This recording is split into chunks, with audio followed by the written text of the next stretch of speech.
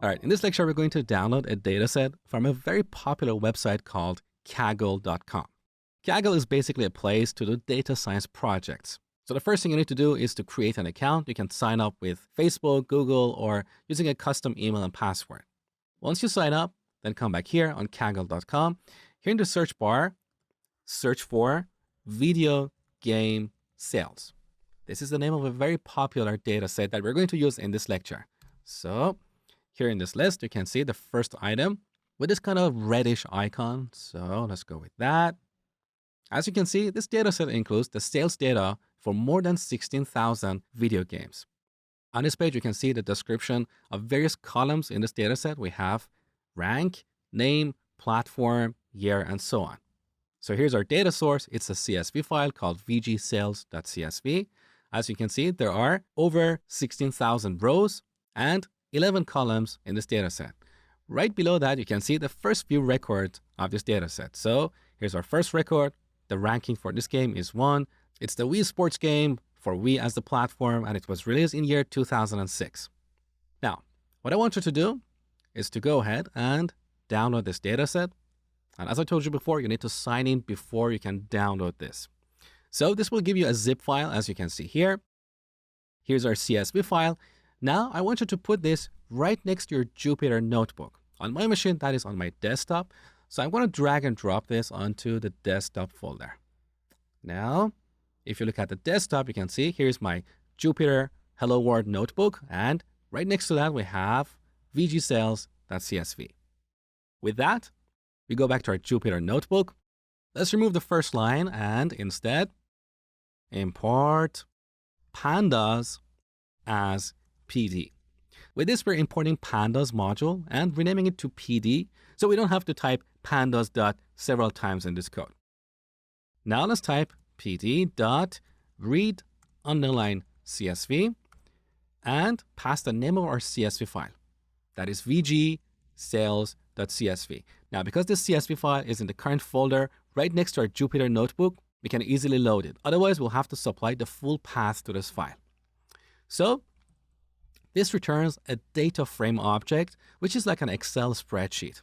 Let me show you. So we store it here, and then we can simply type df to inspect it. So one more time, let's run this program. Here's our data frame with these rows and columns. So we have rank, name, platform, and so on. Now, this data frame object has lots of attributes and methods that we're not going to cover in this tutorial. That's really beyond the scope of what we're going to do. So I leave it up to you to read Pandas documentation or follow other tutorials to learn about Pandas data frames. But in this lecture, I'm going to show you some of the most useful methods and attributes. The first one is shape. So shape, let's run this one more time. So here's the shape of this data set. We have over 16,000 records and 11 columns. Technically, this is a two-dimensional array of 16,011. Okay? Now, you can see here we have another segment for writing code. So we don't have to write all the code in the first segment. So here in the second segment, we can call one of the methods of the data frame, that is df.describe. Now, when we run this program, you can see the output for each segment right next to it. So here's our first segment. Here we have these 3 lines, and this is the output of the last line. Below that, we have our second segment. Here we're calling the describe method. And right below that, we have the output of this segment.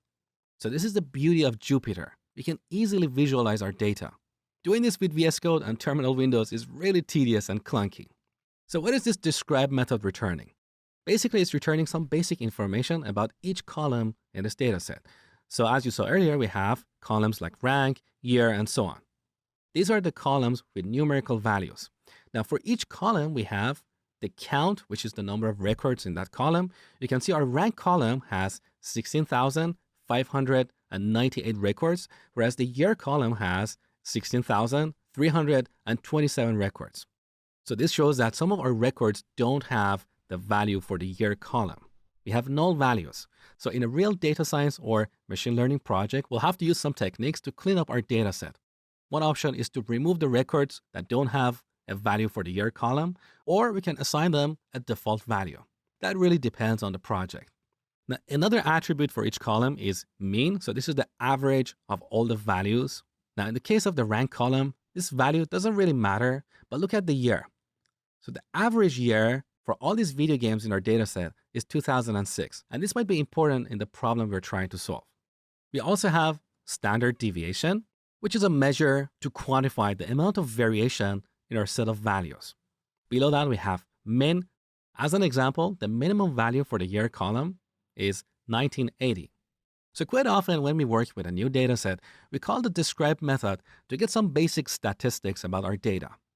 Let me show you another useful attribute. So in the next segment, let's type df.values. Let's run this.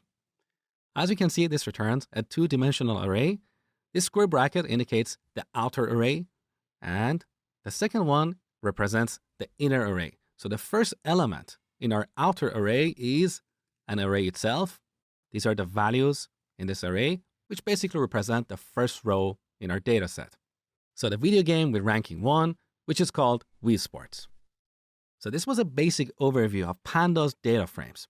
In the next lecture, I'm going to show you some of the useful shortcuts of Jupyter.